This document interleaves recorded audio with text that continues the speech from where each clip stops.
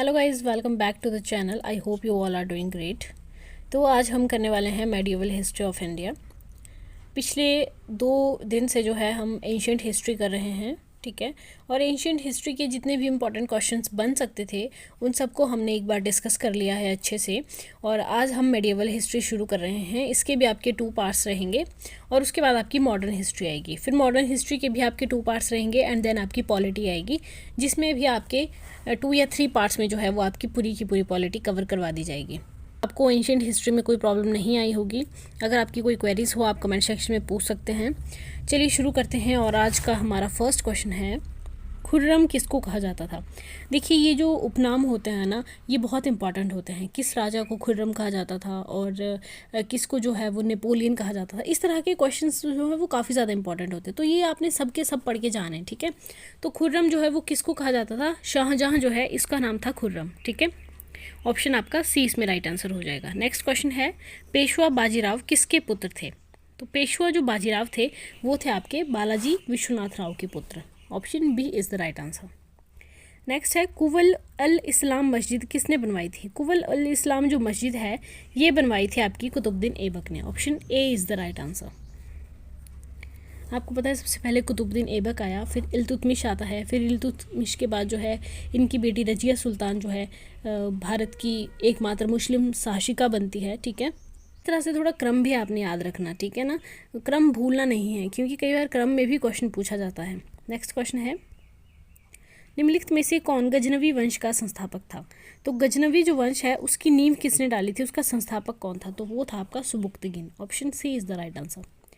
Next question है, किस विजयनगर राजा ने कन्नड़ भाषा में प्रसिद्ध रचनाएं लिखी, जिसे जैसे सोबगिना, सोन और अमरुका। किस विजयनगर के राजा ने कन्नड़ भाषा में रचनाएं लिखी थी। कौन कौन सी रचनाएं, सोबगिना, सोन और अमरुका। तो किसने लिखी थी, ये लिखी थी आपकी देवराय द्वितीय ने। Option D is the right answer. Next question है आपका, अकबर के साम्राज्य की राजधानी में से बुलंद दरवाजा, पंचमहल और अकबर का मकबरा जो एक ही स्थान पर स्थित है, कहाँ पर है ये। आगरा का किला, मोती मस्जिद, फतेहपुर सीकरी या सीरी का किला। तो ये हैं आपके फतेहपुर सीकरी में, ठीक है।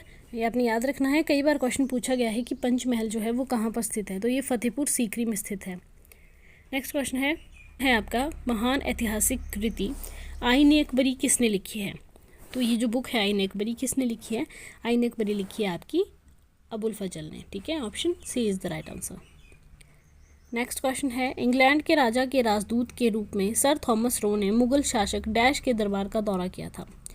तो इंग्लैंड के राजा थे, ठीक है, उन्होंने अपने राजदूत को भेजा था। उनका जो राजदूत था वो कौन था, वो था सर थॉमस रो। उन्होंने थॉमस रो को अपने राजदूत के रूप में भेजा था। उस समय मुगलों का शासक था, ठीक है, भारत पर मुगलों का शासक था। तो फिर मुगल शासक कौन था, दिल्ली में जो है वो मुगलों का शासक था। तो मुगल शासक कौन था जिसके दरबार में थॉमस रो को भेजा गया था। तो वो था आपका Jahangir. Option D is the right answer. Next question है, निम्नलिखित में से किसने दिल्ली सल्तनत पर शासन नहीं किया। इनमें से कौन सा वंश है जिसने दिल्ली सल्तनत पर शासन नहीं किया। गुलाम वंश, ऑब्वियसली गुलाम वंश ने किया है, ठीक है। गुलाम वंश नहीं होगा क्योंकि गुलाम वंश ने दिल्ली सल्तनत पर शासन किया है। सैयद राजवंश, खिलजी, गौरी।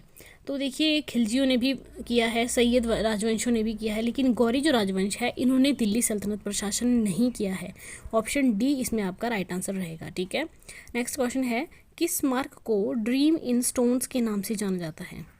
तो ड्रीम इन स्टोन्स के नाम से किसे जाना जाता है, पंचमहल जो है आपका, इसे ड्रीम इन स्टोन्स कहा जाता है। नेक्स्ट क्वेश्चन है, निम्नलिखित में से किस मुगल शासक ने संगीत और नृत्य पर प्रतिबंध लगा दिया था। कौन सा मुगल शासक था जिसको संगीत और नृत्य बिल्कुल भी पसंद नहीं थे और उस पर उसने बैन लगा दिया था।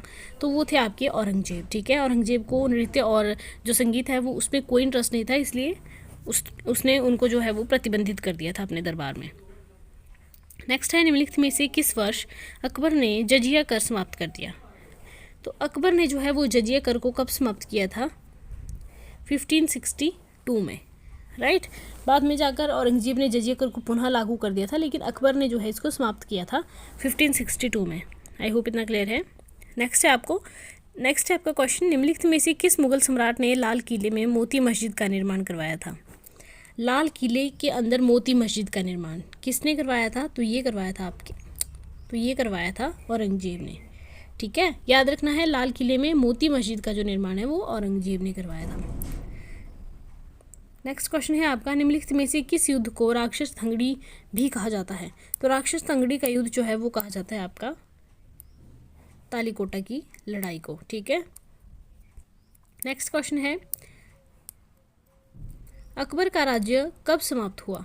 तो अकबर का जो राज्य है ये 1605 में समाप्त हुआ था। Option C is the right answer.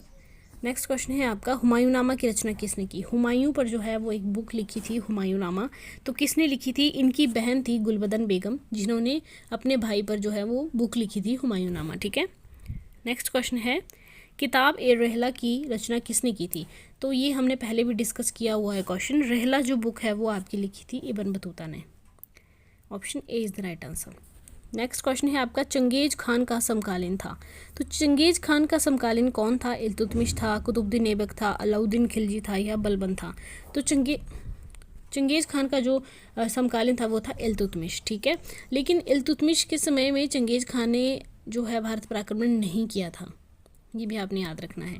Next question है, निम्नलिखित में से कौन सा मुस्लिम विद्वान महमूद गजनी के साथ भारत आया था? तो देखिए, जो भी बाहर से भारत आए, जिन्होंने इंडिया पर अटैक किया, जो लूटा, ठीक है, उनके साथ कोई ना कोई जो है वो विद्वान भी भारत आया था। क्यों आए? ताकि वो भारत की स्थितियों को अपनी बुक्स में लिख सकें, उनका विवरण दे सके कि भारत कैसा दिखता है, वहाँ पर कौन कौन सी चीज़ें हैं। तो ये किसी न किसी को अपने साथ लेकर आते थे। ठीक है, तो कौन सा मुस्लिम विद्वान था जो महमूद गजनी के साथ जो है वो भारत आया था? तो वो थे आपके अलबरूनी। ठीक है, अलबरूनी जो है वो महमूद गजनी के साथ आया था। अलबरूनी ने कौन सी पुस्तक लिखी थी? जल्दी से कमेंट सेक्शन में बताइए, बहुत इंपॉर्टेंट बुक है इनकी जो इन्होंने लिखी थी, कई बार एग्जाम में पूछी भी गई है ये। नेक्स्ट क्वेश्चन है, कबीर किसके शिष्य थे? तो कबीर जो है वो थे रामानंद के शिष्य। Option A is the right answer. Next question है आपका, श्रीहर्ष किसके दरबारी कवि थे? तो श्रीहर्ष जो है ये थे आपके जयचंद के दरबारी कवि, ये भी आपने याद रखना है। ठीक है, नेक्स्ट क्वेश्चन है, पुरंदर की संधि मराठा और मुगलों के बीच हुई, इसमें मुगलों की तरफ से किसने संधि की? पुरंदर की जो संधि है ना, पहले तो आपको ये पता होना चाहिए कि पुरंदर की संधि किन के बीच में हुई थी? मराठा और मुगलों के बीच में हुई थी। ठीक है, तो मुगलों की तरफ से किसने ये संधि की थी? मुगलों की तरफ से की थी जय सिंह प्रथम ने। Option A is the right answer. Next question है, किस युद्ध से शेरशाह सूरी को अपना सूरी साम्राज्य स्थापित करने में मदद मिली? तो शेरशाह सूरी जो है इसने 1540 के आसपास दिल्ली सल्तनत पर जो है वो कब्जा कर लिया था और हुमायूं को जो है वहाँ से भगा दिया था। ठीक है, शेरशाह सूरी ने। तो कौन सा साम्राज्य जो है इसने स्थापित किया था? जो इसने अपना साम्राज्य स्थापित किया था वो कौन से युद्ध के बाद किया था?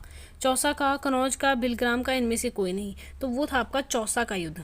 ठीक है, जो कि आपका 1539 में हुआ था। 1539 में आपका हुआ था चौसा का युद्ध, जो कि हुमायूं और शेरशाह के बीच में हुआ था। इसमें हुमायूं जो है वो पूरी तरह से हार गया था और दिल्ली छोड़कर जो है वो भाग गया था और शेरशाह सूरी ने अपना साम्राज्य स्थापित कर लिया।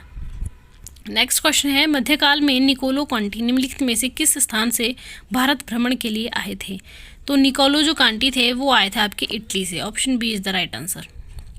नेक्स्ट क्वेश्चन है, तराइन का द्वितीय युद्ध निम्नलिखित में से किस वर्ष लड़ा गया?